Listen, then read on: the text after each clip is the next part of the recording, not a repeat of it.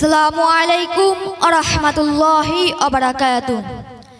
Alhamdulillahilladzi waqafa wa salamun ala ibadihi alladzina nastafa amma ba'd.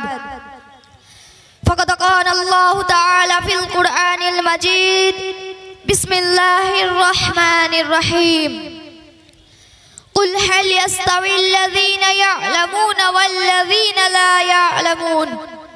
وقال النبي صلى الله عليه وسلم اطلبوا العلم من المهد إلى اللحد যাবতীয় উপাসনা আরাধনা ও সমস্ত প্রশংসা সেই বিশ্ব নিয়ন্তার প্রতি নিবেদিত যিনি মহিয়ান গরিয়ান সর্বশক্তিমান অনন্ত অসীম দয়ালু অতি কৃপাবান সমস্ত সৃষ্টি জীব যার করে গুণগান যার অনুমতিতে উদিত হয় চন্দ্র সূর্য তারকারাজি ভক্তি ভালোবাসার সাথে করি তার এই প্রশংসা হামদ ও সানা সকলের সমবেত কণ্ঠে বলি আলহামদুলিল্লাহ। তারপর পরে দরুদ ও সালাম প্রেরণ করি সেই মহামানবের প্রতি যিনি আগমন করেছেন বিশ্ববাসীর করুণা হয়ে ভ্রান্ত পথিকের পথের দিশারি হয়ে যিনি ছিলেন আল আমিন সাদিক আশরাফুল আম্বিয়া তার ঈশানে এক বাক্যে বলি সাল্লাল্লাহু আলাইহি ওয়াসাল্লাম। অর্থাৎ পরে এই মহতী অনুষ্ঠানে সুনামধন্য সম্মানিত সভাপতি সাহেব মঞ্চে উপবিষ্ট শ্রদ্ধেয় শিক্ষক মণ্ডলী এবং দূর দূরান্ত থেকে আগত অতিথিবৃন্দ সম্মুখে বসে থাকা শ্রোতা মণ্ডলীকে আমার আন্তরিক অভিনন্দন জানিয়ে আজকের অনুষ্ঠানের আলোচ্য বিষয় হলো ইলম তথা শিক্ষার গুরুত্ব সম্পর্কে আলোকপাত করছি। ইলম সংক্রান্ত আলোকপাত করার পূর্বে বলি ইলম শব্দে আবিধানিক অর্থ হলো জ্ঞান বিদ্যা বিজ্ঞান শিক্ষা ইত্যাদি যাহা দুই প্রকার আধুনিক ও আধ্যাত্মিক। আর এই কথা চিরন্তর সত্য যে শিক্ষা ছাড়া কোনো জাতির উন্নতির চরম শিখরে পরিণত হতে পারেনি।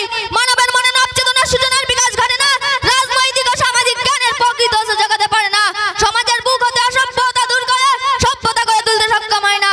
শিক্ষা ছাড়া মানুষের মনে মানুষত্বের বিকাশ ঘটে না, আপন দাম্পত্য জীবন গৌরবময় গড়ে তুলতে সোনালী দিনগুলো সুখ শান্তিতে অতিবাহিত করতে সক্ষম হয় না। জীবনে আসে হতাশার অন্ধকার, চোখ থাকতে পৃথিবী লাগে অন্ধকার। শিক্ষা ছাড়া আপন ভাষা বুঝতে ও বোঝাতে আমরা অক্ষম। ইতিহাসের পৃষ্ঠা আগলে দেখা যায় শিক্ষা ব্যতীত পূর্বে কখনো অগ্রতা অমানসিকতা অবিচার অনাচার দুর্বৃত্ত হতে ব্যতিক্রম হয়নি। ইলমের নিকট বর্ণ পশু মাতানত করে দাসত্ব করতে বাধ্য হয়। তাই তো প্রবাদ বাক্যে বলা হয় education is the backbone of a nation. শিক্ষাই জাতির মেরুদণ্ড। প্রিয় শ্রোতা মণ্ডলী, ইলমের ফজিলত সংক্রান্ত স্বয়ং আল্লাহ কুরআন পাকে ঘোষণা করেন কুল হাল ইয়াস্তাবিল্লাযীনা ইয়া'লামুনা ওয়াল্লাযীনা লা ইয়া'লামুন। অর্থাৎ একজন জ্ঞানী ও একজন মূর্খ কি এক হতে পারে? কোনদিন না। যেমন রাত দিন সাদা কালো চক্ষু অন্ধ সামঞ্জস্য হতে পারে না, তেমনি একজন বিজ্ঞ একজন অজ্ঞ কখনোই এক হতে পারে না। কারণ মানব সম্প্রদায়ের সৃষ্টির উদ্দেশ্য হলো আমা খালাকতুল জিন্না আল ইনসান ইল্লা লিয়াবুদুন। অর্থাৎ জিন ও মানব সম্প্রদায় আমাকে ভয় ও ভক্তির সাথে ইবাদত করবে, যা সর্বাধিক আমার সম্প্রদায়ের মধ্যে বিদ্যমান। মহাগ্রন্থ আল কুরআনের অপর জায়গায় আল্লাহ পাক বলেন ইন্নামা ইয়াখশাল্লাহু মিন ইবাদিহি উলামা।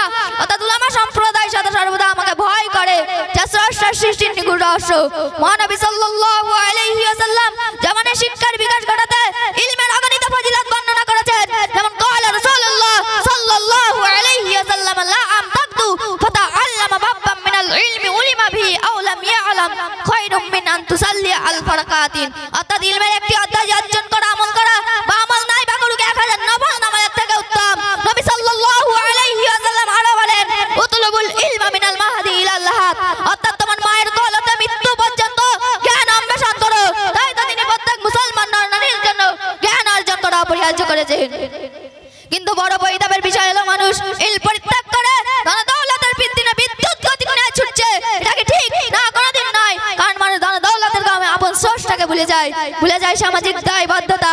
তাই আসেন আমি ভূমিকাতে বলে দিলাম সাধারণ শিক্ষা দ্বীনি শিক্ষা দেশ ও জাতিকে দিয়েছে প্রতিযোগী একতা বিশ্বস্ততা ন্যায় পরায়ণতার শিক্ষা মানুষত্বের শিক্ষা। তাই আসুন আমরা বদ্ধ পরিকল্পিত হই সর্বপ্রকার ত্যাগ তিতিক্ষা স্বীকার করে ইলমে দ্বীন অন্বেষণ করি।